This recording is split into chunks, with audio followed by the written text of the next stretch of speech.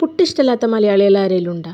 ഇന്നെൻ്റെ ചാച്ചുക്കാക്ക് പുട്ടിനോട് വലിയ താല്പര്യമില്ല. എന്തുകൊണ്ടാണെന്നറിയില്ല. പുട്ട് മൂപ്പരെ പിടിച്ച് കടിച്ചോ ഇടിച്ചോ എന്നൊന്നും അറിയില്ല. മൂപ്പർക്ക് പുട്ടിനോട് വലിയ താല്പര്യമൊന്നുമില്ല. പുട്ടിനോട് താല്പര്യമില്ലാണ്ടല്ല, പുട്ടും പഴം പുട്ടും പപ്പടം ആ കോമ്പിനേഷനോടാണ് മൂപ്പർക്ക് താല്പര്യമില്ലാത്തത്. അപ്പോൾ ഞാൻ വിചാരിച്ചു ഇന്ന് രാത്രിക്കൽക്ക് പുട്ടും ബീഫ് കൊണ്ട് പടച്ചാലോ എന്ന്. മൂപ്പർക്ക് ഇഷ്ടമുള്ളൊരു കാര്യമാണ്. പുട്ട് എങ്ങനെയൊക്കെ ഒന്ന് തീറ്റിക്കണമല്ലോ. എന്നാലും മലയാളികളുടെ ഫുഡായി പോയില്ലേ പുട്ട്. അപ്പോൾ പുട്ടും ബീഫ് കറിയും ഉണ്ടാക്കാൻ വിചാരിച്ചു. നല്ല കുരുമുളകൊക്കെ ഇട്ടിട്ടുണ്ട് ബീഫ് കറി ഉണ്ടാക്കി ഞാൻ. എൻ്റെ കൂട്ടുകാരുടെ കെട്ടിയവൻ്റെ സ്പെഷ്യലായിട്ടുള്ള ഒരു ബീഫ് കറി ഉണ്ടാക്കാൻ നോക്കിയത്. അത്രക്കൊന്നും വന്നില്ലെങ്കിലും ചെറുതായിട്ടൊക്കെ എങ്ങനെയൊക്കെ അങ്ങോട്ട് എത്തിയിട്ടുണ്ട്. അങ്ങനെയൊക്കെ പറഞ്ഞു വന്നത് പുട്ടും ബീഫ് കറി അങ്ങോട്ട് ഉണ്ടാക്കാൻ തുടങ്ങിയപ്പോഴേ പുട്ടങ്ങോട്ട് ആവി വരണ പുട്ടുണ്ട് ഉണ്ടാക്കിയിട്ടാണ്.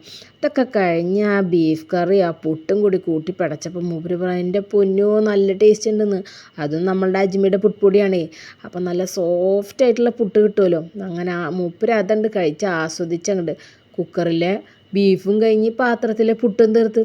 എന്തപ്പം കഥ. അങ്ങനെ പുട്ട് ഇഷ്ടമില്ലാത്ത ആൾക്കാർക്ക് പുട്ടും ബീഫ് കറിയും പുട്ടും ചിക്കൻ കറിയൊക്കെ ഉണ്ടാക്കിയിട്ടുണ്ട് വെച്ചെടുത്തോളി.